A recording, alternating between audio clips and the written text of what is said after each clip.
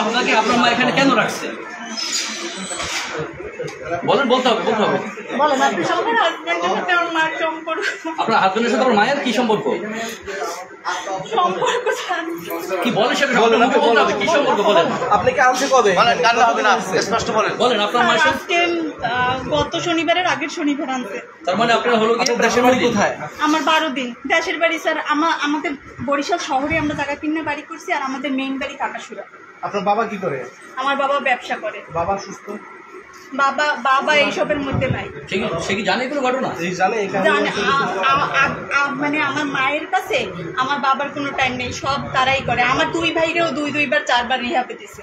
আপনার এটা কে সম্পূর্ণ মা করতেছে? এটা কে করছে? আমার জামাই। আপনার জামাই করতেছে? জামাইয়ের নাম কি? মোহাম্মদ কামাল শরীফ। তার বাড়ি কোথায়? বানুইপাড়া। বানুইপাড়া? হ্যাঁ। বানুইপাড়া কোন গ্রাম? বানুইপাড়া বোর্ড স্কুল। তার বাবার নাম কি?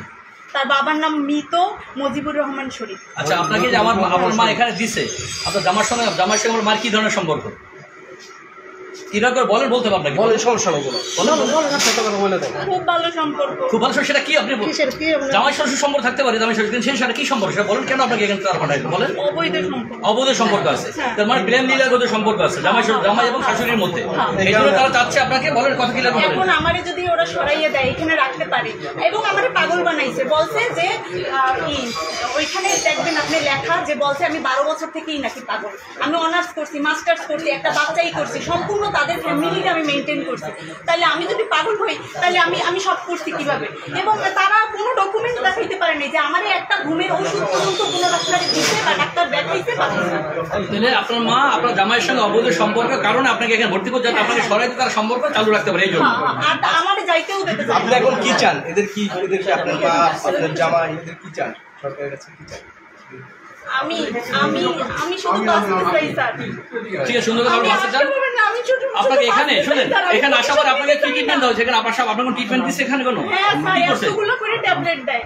ট্যাবলেট নামগুলো আপনার দেখাইছে কোন ট্যাবলেটে, নাকি তারা নিজেরা ভেঙে খাওয়াই দিচ্ছে? তারা নিজেরা ভাঙিয়ে, সবাইরই নিজেরা ভাঙিয়ে খাওয়ায়। নিজে ভেঙে খাওয়ায়? তারা আপনারা দেখতেও দেয়নি কি খাওয়াইছে? না। আর কোন ইনজেকশন পুশ করছে? কোন ইনজেকশন পুশ করছে?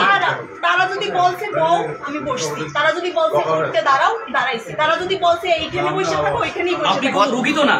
কথা না শুনলে টর্চারিং করে, কথা না শুনলে। স্যার আমি তো কোনো কথা শুনি না। হ্যাঁ, কথা না শুনলে টর্চারিং করে, যে পাগলামি করে তারে মারধর করে।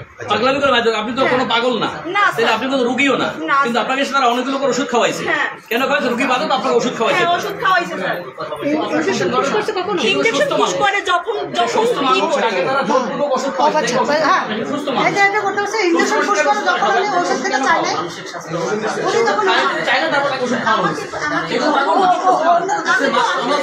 একটা বাচ্চা না, 9-10 বছরের একটা বাচ্চা না, এবং সে স্বামী সংসার বাচ্চা পয়দা শুধু আমি